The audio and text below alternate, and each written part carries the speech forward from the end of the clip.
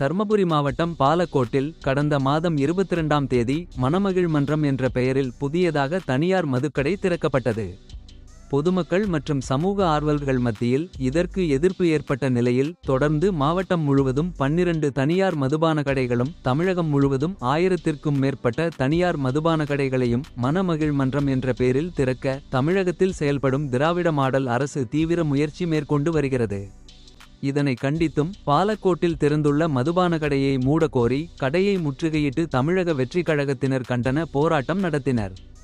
மாவட்ட செயலாளர் தாபா சிவா தலைமையில் நடைபெற்ற இப்போராட்டத்திற்கு பாலக்கோடு ஒன்றிய செயலாளர் குமார் முன்னிலை வகித்தார். இதில் பேசியவர்கள் ஆட்சிக்கு வரும் முன்பு படிப்படியாக மதுபான கடைகளை மூடப்படும் என கூறிய ஸ்டாலின், அதற்கு மாறாக அரசு மதுபான கடைகளை அதிகரித்து வருவதுடன் தனியாருக்கு தாரை வார்த்து வருவதாக கூறி தமிழக அரசை கண்டித்து கண்டன கோஷங்கள் எழுப்பி ஆர்ப்பாட்டத்தில் ஈடுபட்டனர்.